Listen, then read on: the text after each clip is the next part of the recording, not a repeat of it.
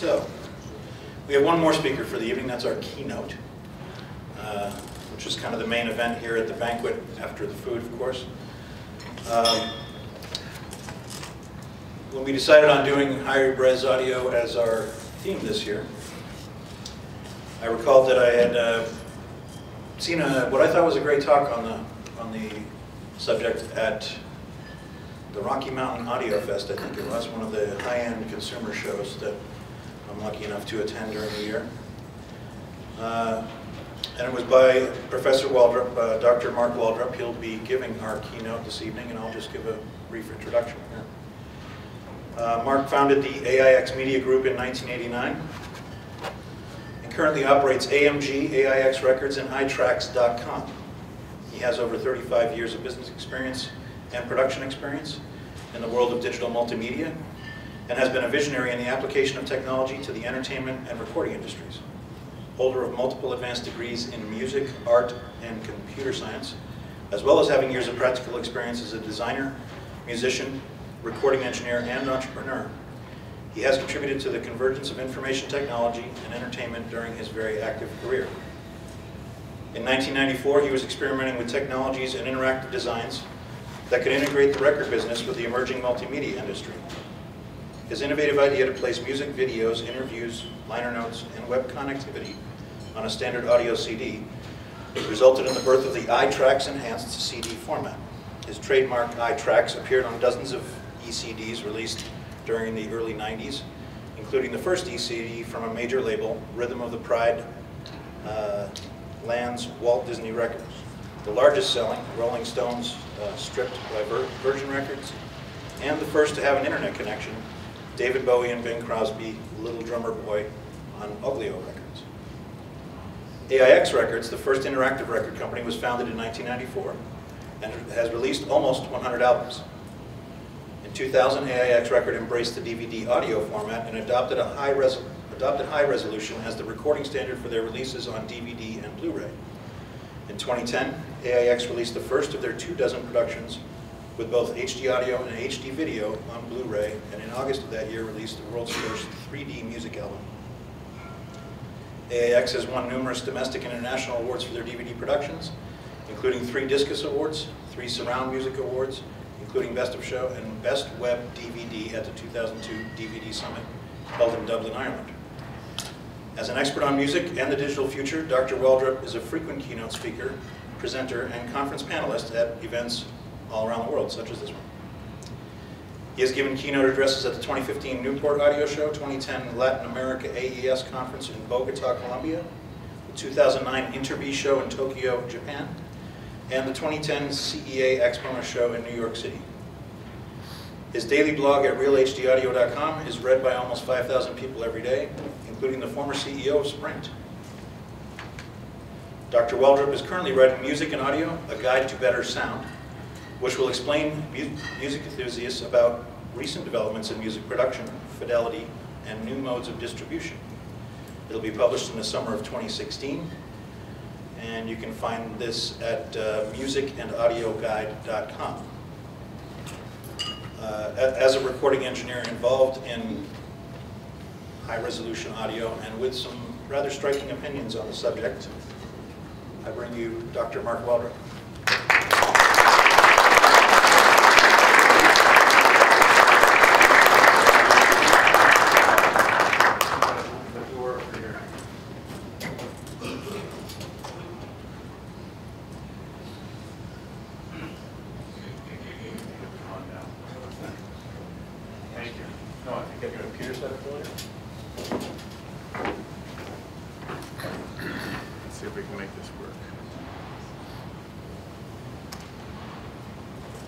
I think it'll come up here in a second. It was working before.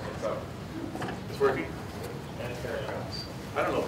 There's not going to be a lot to see here, but I threw some slides together rather than a PowerPoint presentation. First of all, I would really like to express my gratitude to Spiro. Sorry he's not here to join us, for being invited. It's really quite an honor. I wear the title engineer, but I know I'm amidst real engineers, so I'm going to tread lightly on that recording engineer moniker. I'm maybe a pretend engineer, certainly made a lot of recordings over my career as an audio expert, and I was the same, like Patrick in some ways, building my own guitar amplifier and color TV. Heathkit was my favorite thing in life when I was an early teenager. My father was a ham radio operator, and I saw him nibble through some aluminum chassis building his own transceivers, and I was smitten as well. But I was more heavily smitten by music. It's a magical thing. Ever since I was a very young kid in kindergarten, I remember and still have a Burl Ives recording on Decca that Mrs. Gurry had in the kindergarten room, and I refused to go to recess because I wanted to stay and listen to this recording.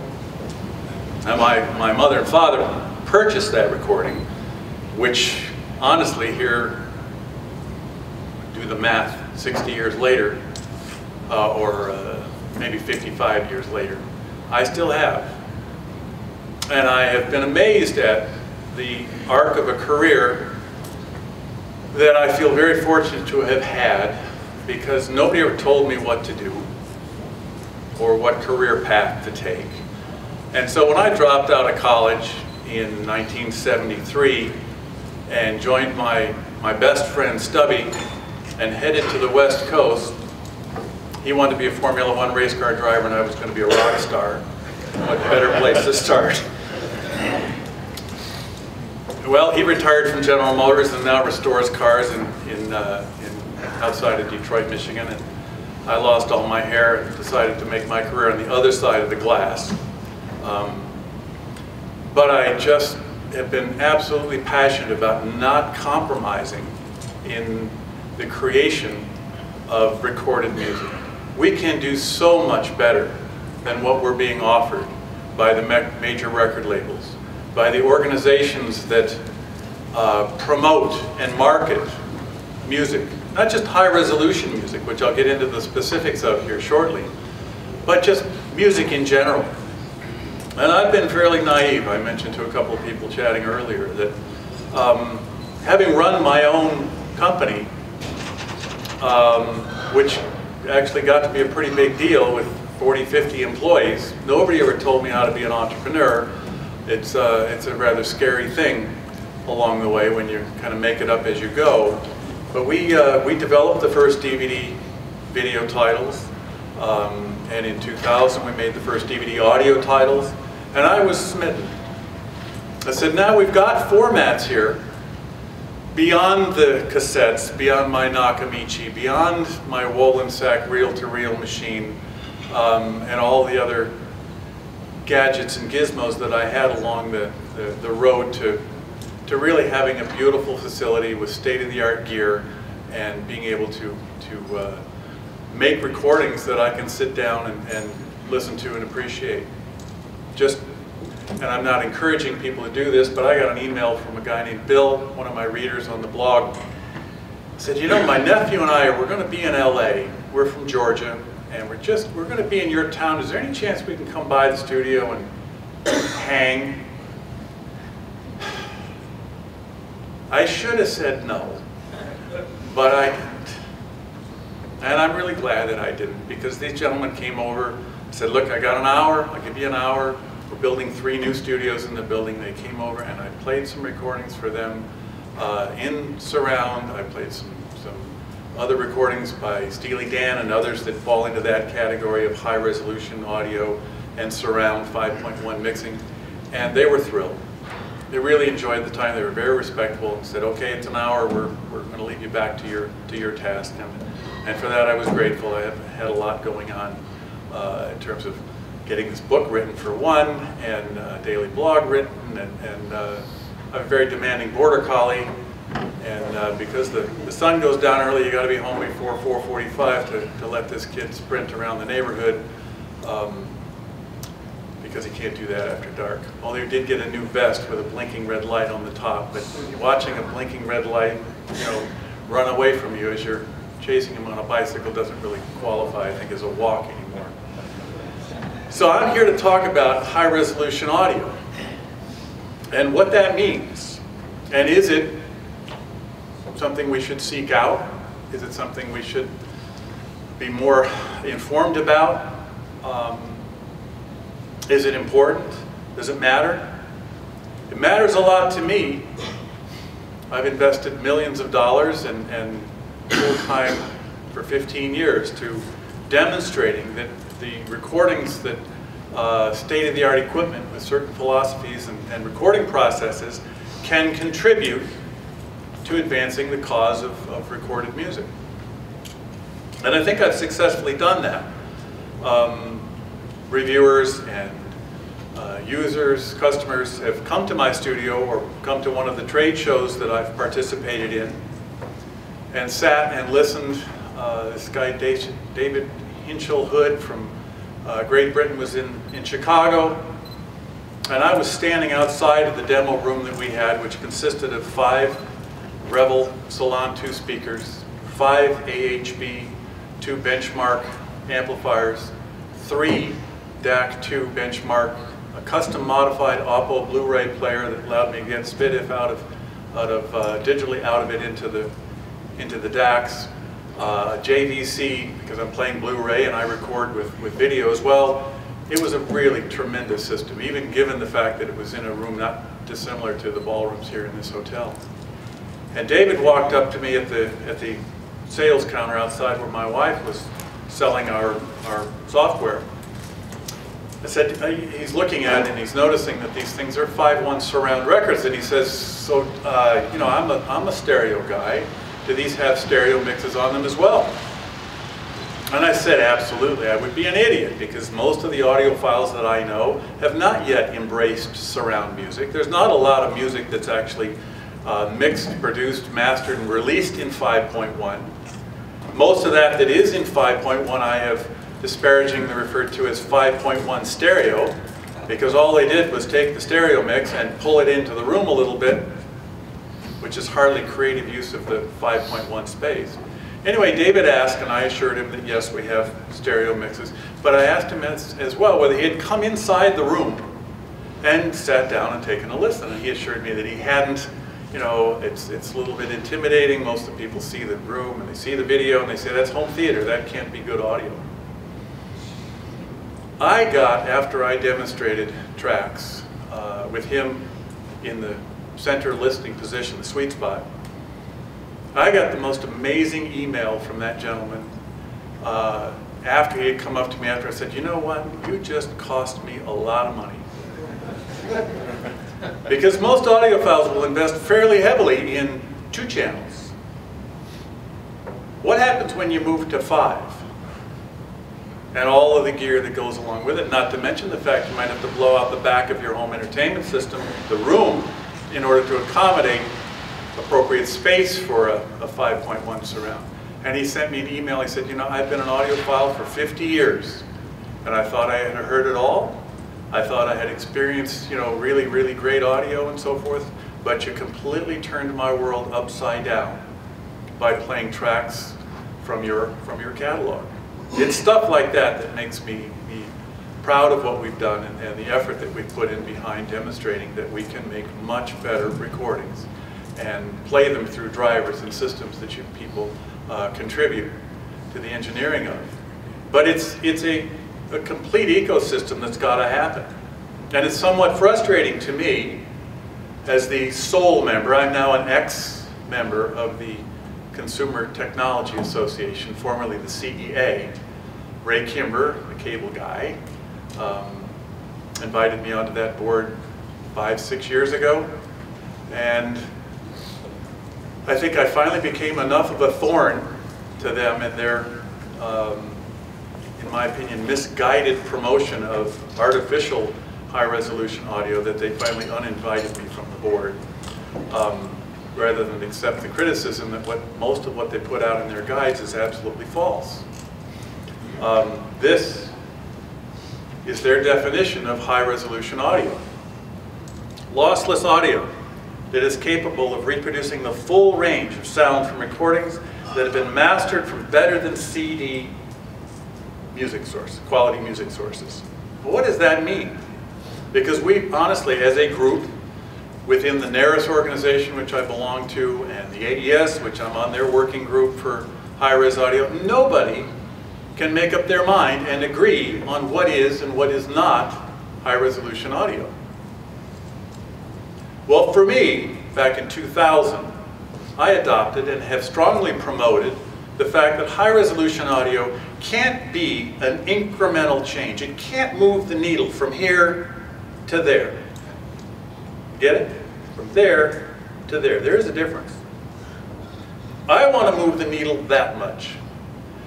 Because nobody's going to buy into what I'm producing, what I'm making, unless I can sit them in a chair, hit the play button on my source player, and have them turn within a fairly reasonably short time and go, this is amazing.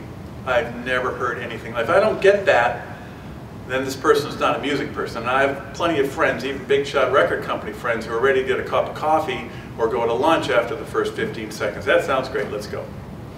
It doesn't get into here for them, it does for me. So you have to be able to demonstrate with that kind of differentiation that what we're doing now, or what we potentially can do now, is that much better than what we've been doing in the past. Well, what if we never get out of the past? What if, let me see if I can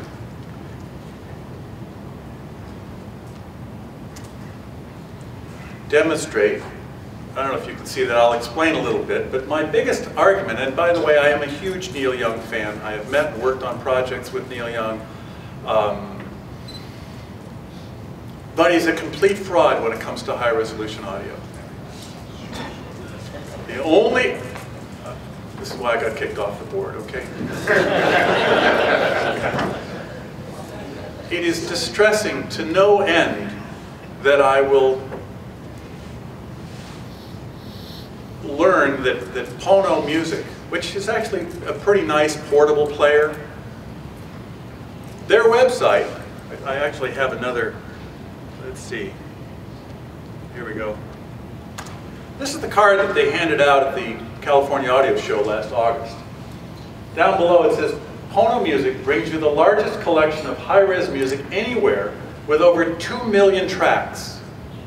Now, if you were a reasonably intelligent person, and I think most of us are here, how would you interpret that? That they have 2 million high-resolution tracks? Not true. 99.98% of them are simply ripped CDs. Just put a CD into a machine, rip it, put the metadata with it, and sell it for a premium price. And welcome to the world of, as the artist wants it, high resolution, revealing the true soul of music. To me, that's fraud. It's great that he's on NPR and interviewed on David Letterman talking about his device and so forth. But to me, somebody who has spent 15 years doing the real thing, it's rather distressing. The 3 record labels, the big 3, Sony, Universal, and Warner Brothers, have collectively issued or reissued less than 5,000 quote-unquote high-resolution music products. This is from their own mouth. I go to these conferences, and when Howie Singer, the head technologist at Warner Brothers, says, well, answering the question, how many new transfers have you done? 1,500, maybe 2 grand, maybe 10,000 of them total if you count all the little labels that have done it too, but you can't trust them either. Because for me, that definition doesn't measure up. Instead, we have to eclipse what we've done before by a large margin. So why not adopt, as I have and strenuously advocated for, a high-resolution audio recording, or high-resolution music, which has now got its own logo, is a recording that's made that meets or exceeds the ability of the human hearing instrument to resolve it. I'm not talking sample rate, I'm not talking word length, I'm not talking how it was made, where it was made, but we have now the potential for the first time in the history of my business, being a recording engineer and making recordings. It was very interesting talking to Pat and hearing about the way that recording has progressed over the years, and that we could honestly have an audience mistake a Victrola or an early 20th century recording for the real thing. I remember hearing that's happened too. I don't even think my recordings are mistaken for the real thing. Once in a while somebody will hear something coming from the husband of the house basement where he's blasting one of my recordings and say, yeah, you have a band down there? Not really, no. The high resolution recording definition that I promote really means that we have to use high resolution equipment during the time of the original source recording. And we have to maintain that standard throughout the entire post-production process. It's one thing to actually set a band into a room, let them record and play, throw microphones up, really great A to Ds, nice preamps, the rest of it, and capture that sound in all of its glorious fidelity. Let them look at each other and play each other with everybody in the same room at the same time, which is kind of Frank Sinatra style that I still do. I bring everybody onto a stage, gather them up roughly in a circle with no amplification, no PA system. Once in a while somebody will demand an in-ear monitor, but otherwise it's basically, like your garage except with great acoustics and a great piano. Let them play. Let them make music.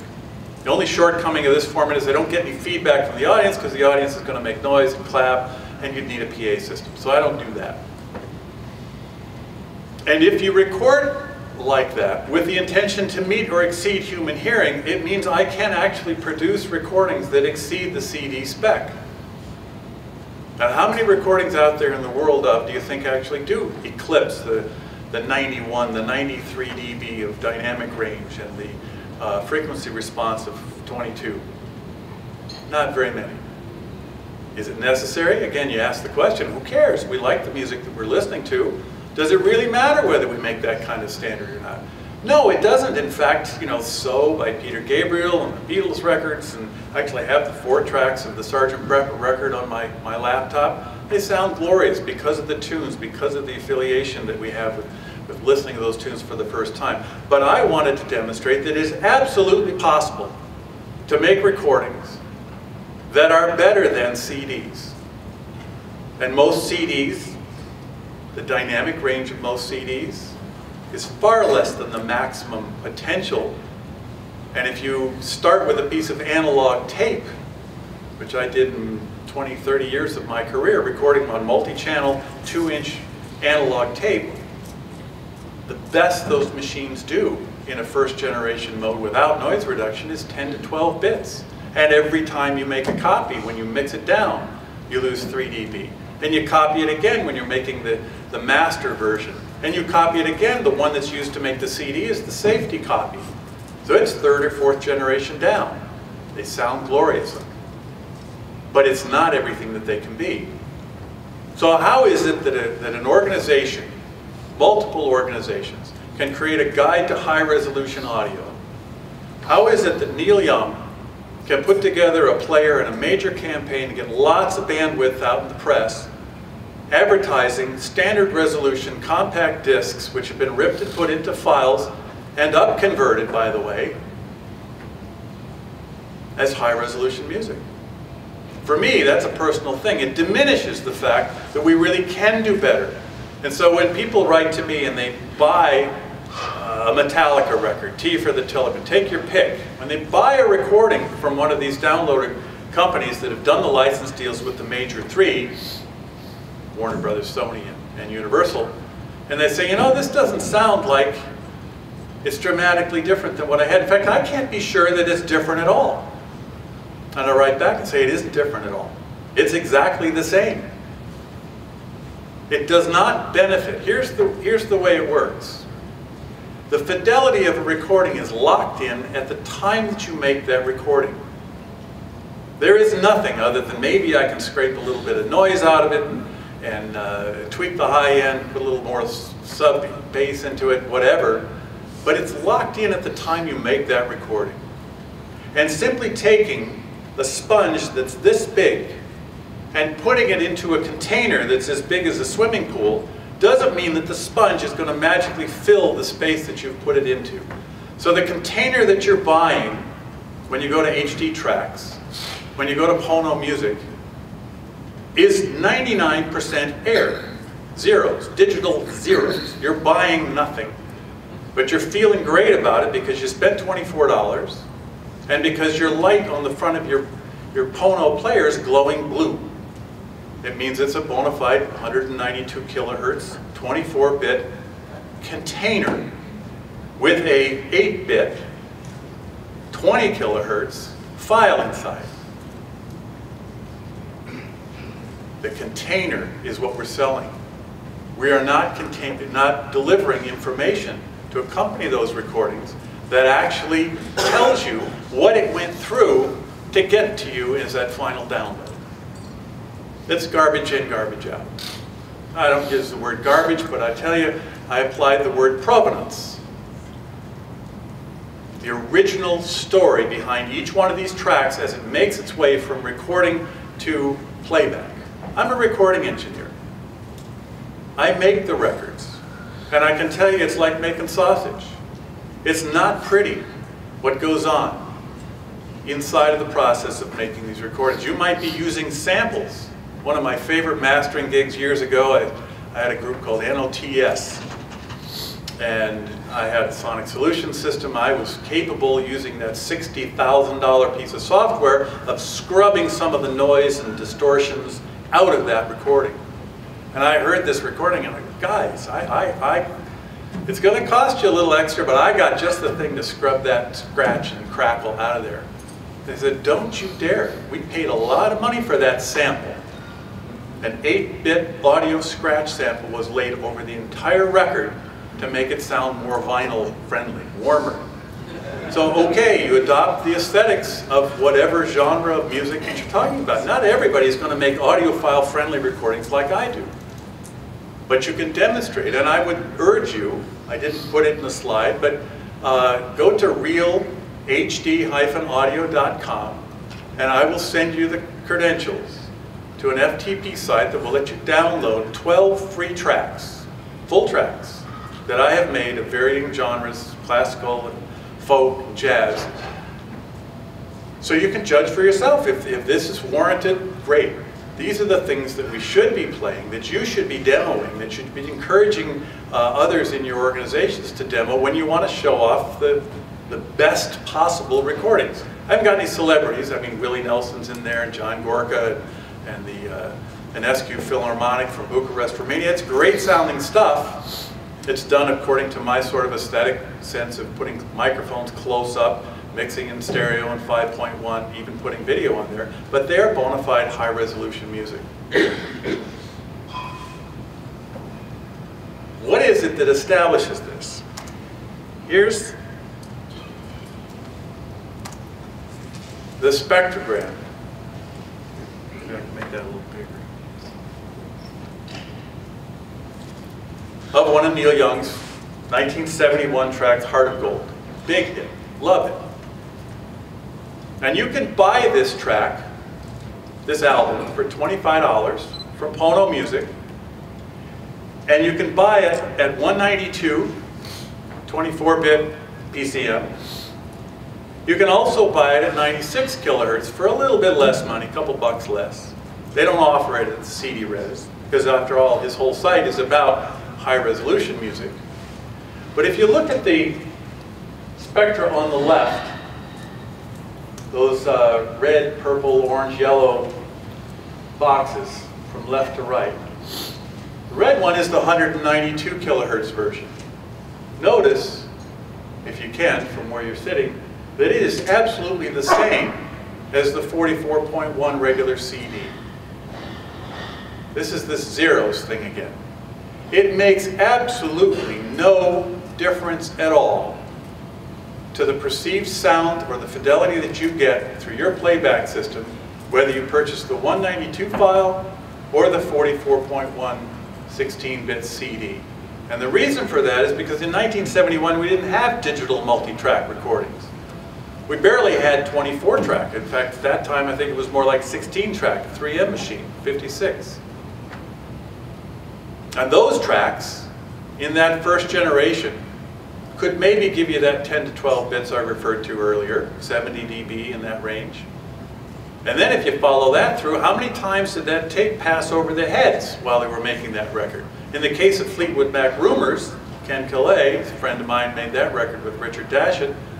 They spent 1,700 hours, an entire year, playing that tape back and forth across that gap on the tape head. Guess what that does to the oxide? All the high frequencies go over. It sounds like this after you've worked on it for a year. Not good. They had to track, they had to take the safety copy and bounce the track, the new overdubs, back onto the original multi-track in order to save the fidelity of the original rhythm tracks. There are all kinds of realities in terms of making records.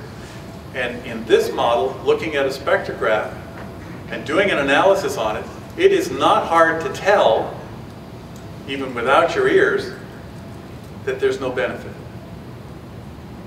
So these are the 5,000 that the major labels have actually made available to Pono, to HD tracks, super high res, high res audio in Germany.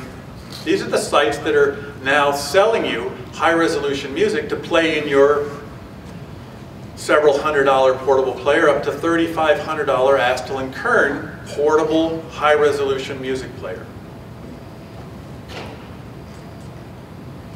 To me, because I can't tell the difference, that's a myth.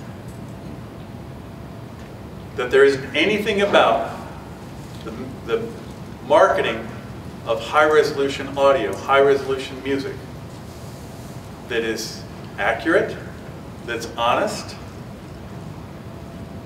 that actually will ultimately propel a business into better fidelity.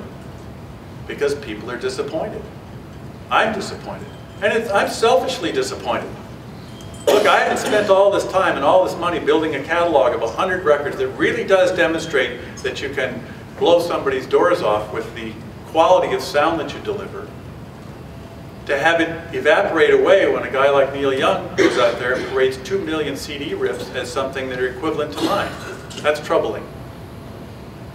So the real numbers, and they're indisputable, is that there may be 5,000 to 10,000 analog tape masters that have been transferred, newly transferred, not newly remastered, into high-resolution bit buckets, which are then sold at premium prices for downloading to play back in your so-called high-resolution audio hardware. There are 1,500 to 2,000 albums made by the Lunatic Fringe, people like Morten Lindberg from 2L, Todd Garfinkel from MA, Pentatone Recordings, Lynn Recordings, AIX Records, who have made a catalog of real high-resolution music that nobody's interested in. We don't sell records like that to the masses. These are more experiments in sound, classical, jazz, artists you may not have heard of, and so forth. That's a problem.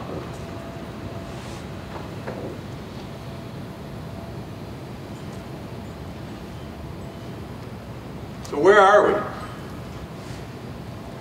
We now have 3 different logos for the same thing. Because they came out with press releases and so forth to be open and honest and clear and to clear up any confusion. So they started with the one on the left, Hi-Res Audio. This was a logo that the Sony Corporation in Japan came up with, 5 years ago-ish. We didn't have a logo before that. And it basically described, when it was finally given then to the JAS, the Japan Audio Society, to administer, and it made its way over to the Consumer Electronics Association audio board, where we discussed it, whether we wanted to represent that for member companies in the United States and license fees of $500, whatever it was, I don't recall exactly. Do we want this? Yeah, it might be useful. Marketing under one umbrella, great. But it came with requirements. The one-page PowerPoint presentation that came along with this logo from the JAS, and I assume it originally came from the engineers at Sony, was 40 kilohertz capable microphones, dink, dink, dink, dink, dink, go through all the intervening stages, and 40 kilohertz capable speakers at the other end. Now, we're talking to a room full of engineers that know that when you say a speaker capable of 40 kilohertz, it doesn't really mean anything. It could be down 100 dB at 40 kilohertz and still qualify, but, you know, never mind. That's all it said. But I took that to heart. I said, this is great news, because I had been, you know, chafing somewhat during the phone calls that we had every month with this organization, saying, you know, we really should be talking about high-resolution transfers, older recordings being put into big bit buckets to preserve those masters and make them easily distributable in downloaded format or now ultimately streaming. That's great news. What I didn't know at the time is that that logo, which I was then informed later when I started writing in the JES, and said, this is great news. How do I get involved with your logo and my download site? And they said, this only applies to hardware. Oh, come on. Well, remember, the CEA is a hardware group. I was kind of odd man out to start because I'm making records. I'm not building speakers or boxes. So they said, this is only good for hardware. Well, by that time, several download sites had already begun to use it. So it kind of got watered away. In fact, the CEA's press release itself alludes to this covering not only the hardware, but the music as well. But they ran into a problem.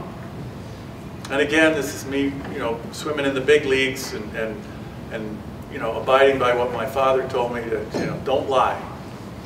You'll get caught, and it's always worse getting caught than just telling the truth, even if it's bad news to start.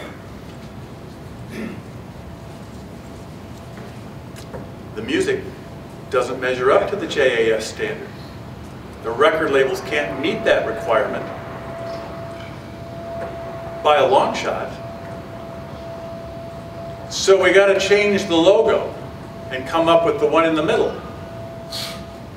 Since our content, remember those 5,000 to 10,000 records we were talking about, since our content won't qualify for that logo given the JAS requirements, we need to create our own category of high-res music.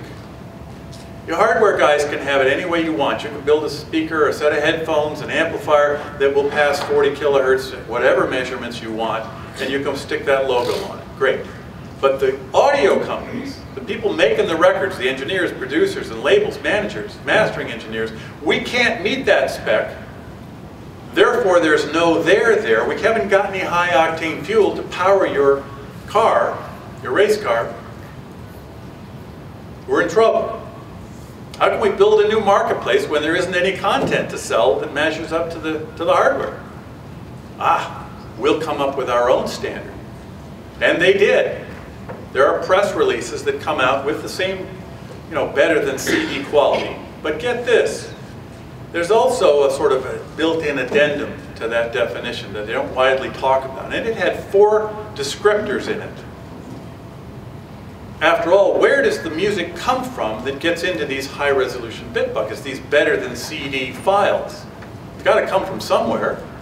Well, most of the stuff, certainly for people my age, precedes, you know, back into the 60s, 70s, 80s, maybe, before we had any digital sources. So one of those quality descriptors was MQA. MQA, A for analog. Not analog tape, just analog.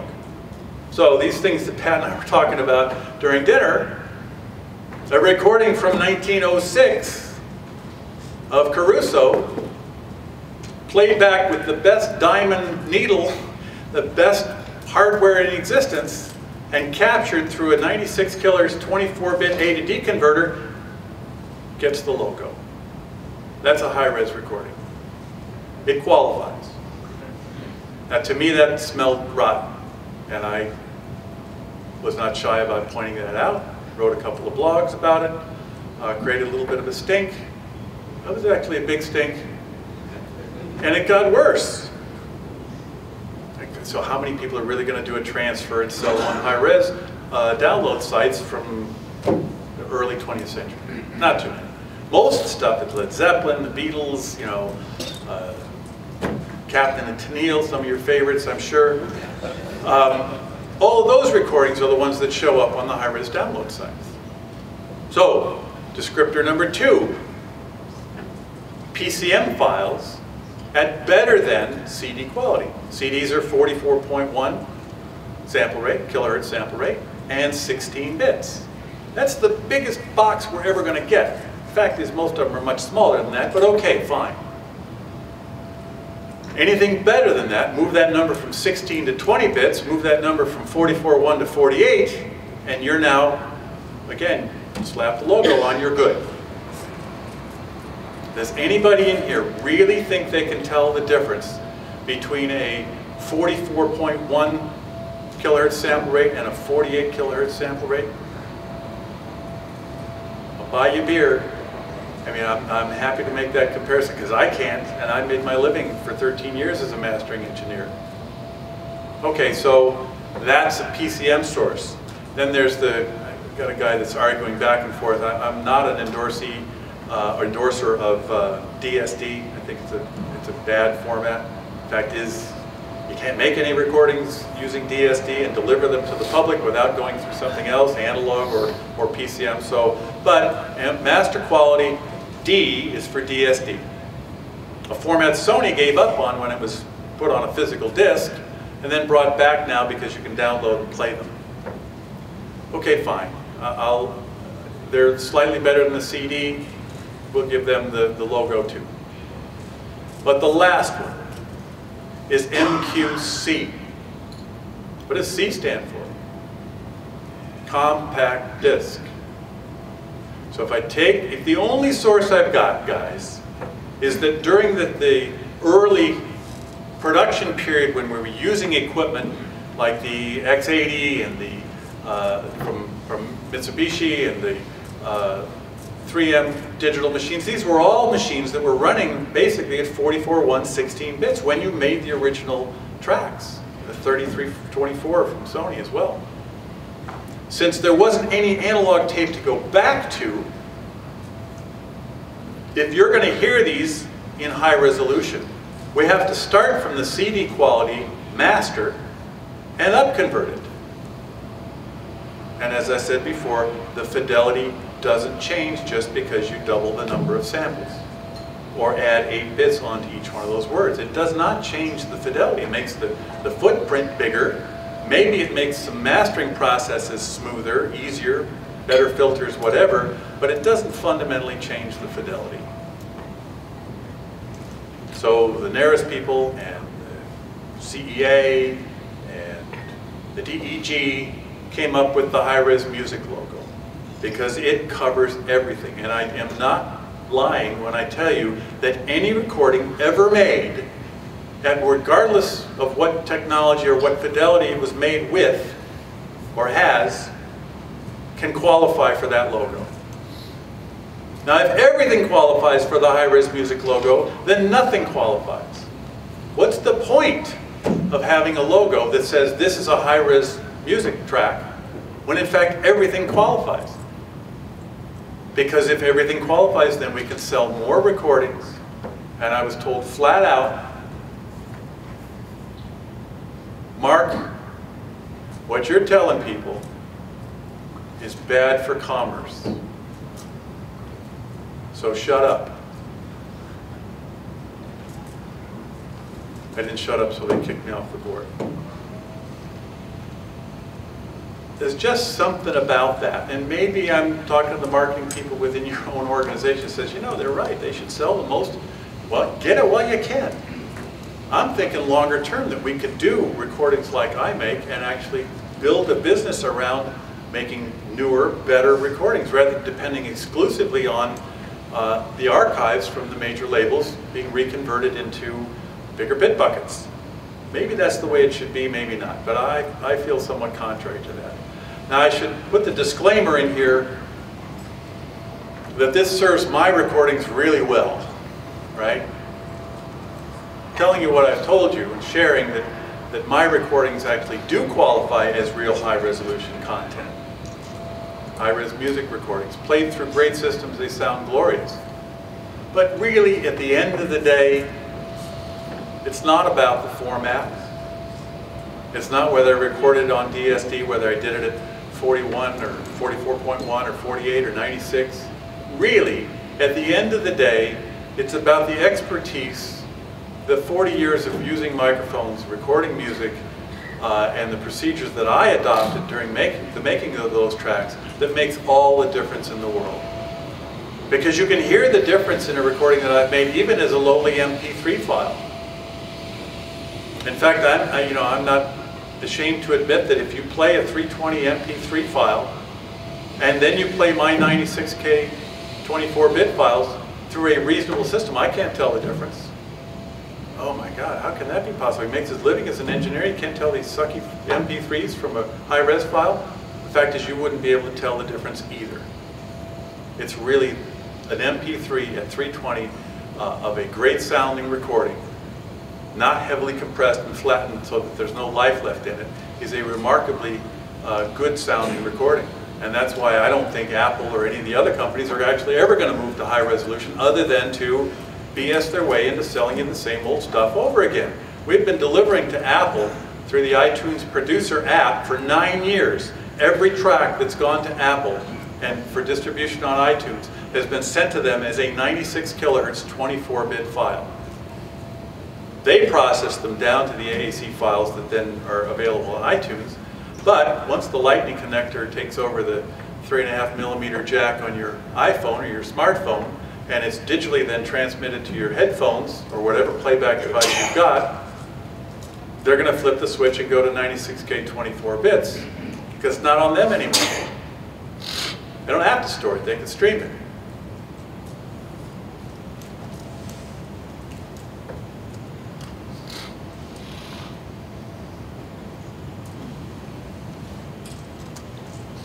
So I'll leave you with this last one.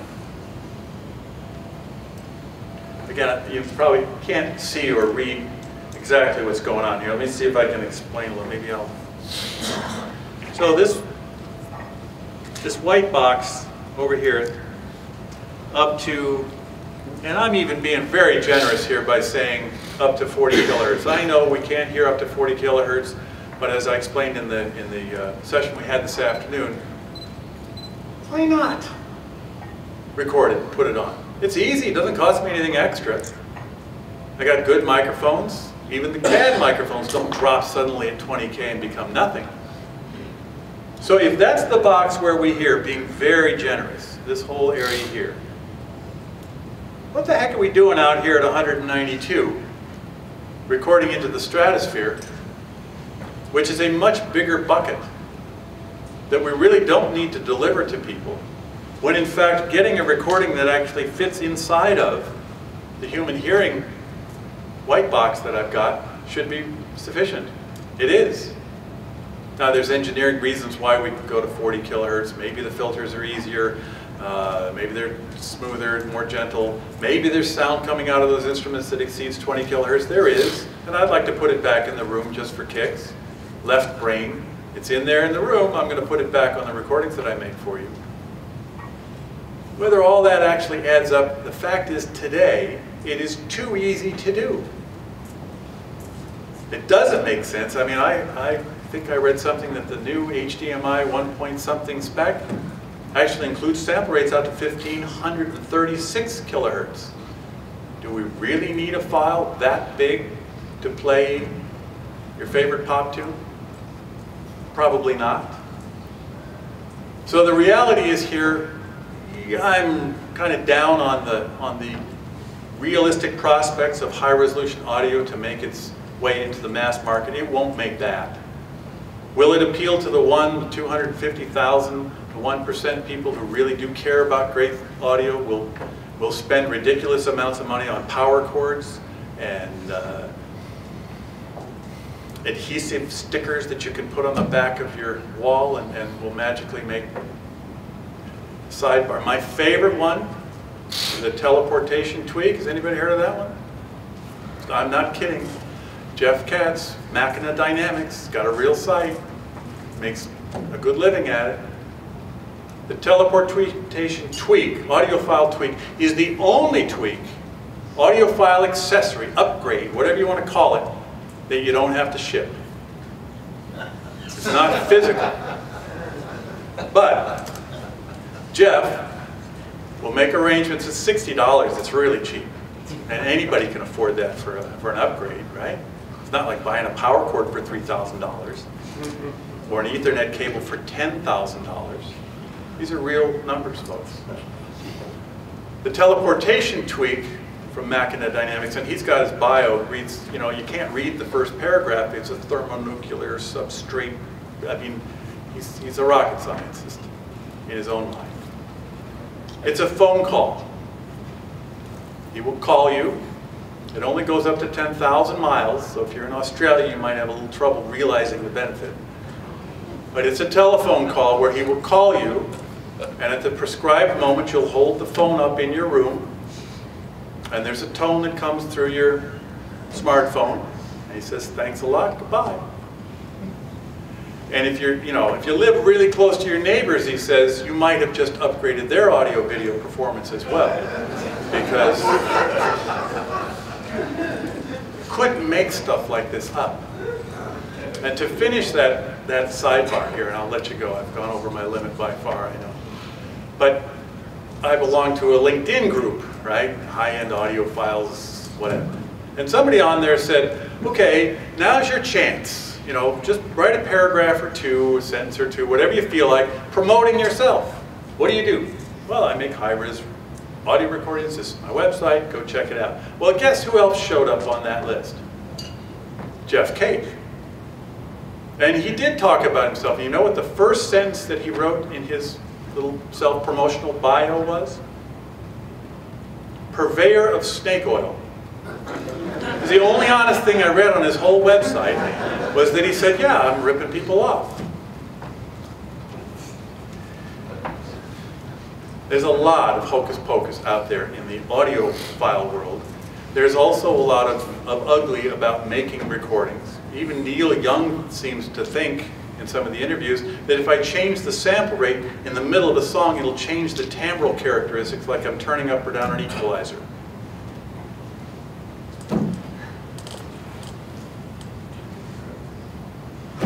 I can't complain he's getting to be old, because I'm old too, but you know, there's just some things you don't say without checking with somebody with a little bit more authority.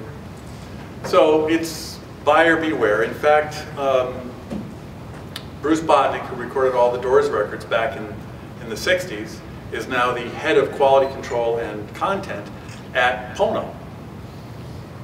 And when it was pointed out in an article that a guy named Ryan Nakamichi wrote for the Associated Press, and he spent a great deal of time, 4 or 6 hours something with me, we downloaded a whole bunch of tracks from Pono, did the analysis on them, and then he went up and visited Bruce.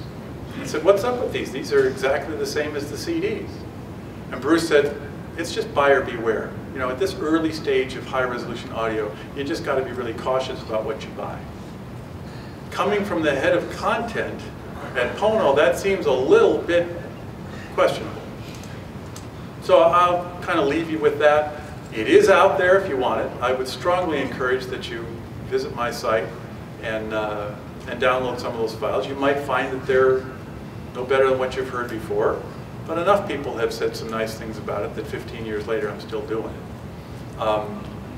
realhd-audio.com is my blog every day, and there's coming up on 1,000 articles since I started this thing 3 years ago. The Music and Audio Guide, the book that I ran a Kickstarter campaign on back in September, my students at the university were very impressed that we raised almost $70,000 in pre-orders, commitments from audiophiles, that there's enough people out there that believe that I'm telling the truth, that it's worth investigating how you can actually maximize your playback fidelity without buying a $10,000 Ethernet cable, for one. In fact, the cheapest thing you could buy is one of my samplers for 20 bucks. That'll dramatically improve your playback, but you might not like the music. So anyway, thank you very much for indulging me and sharing with you a little bit of the stuff behind the curtains, because there's no way you really know this stuff unless you sit in those meetings hour after hour, day after day, and see the sort of smoke and mirrors that's being blown in your face to try and maximize the profits of something that I believe heavily in, that I have some serious doubts now whether it's actually going to take off in reality. It'll take off in marketing spin, but it won't be backed up by the content itself. Thanks very much.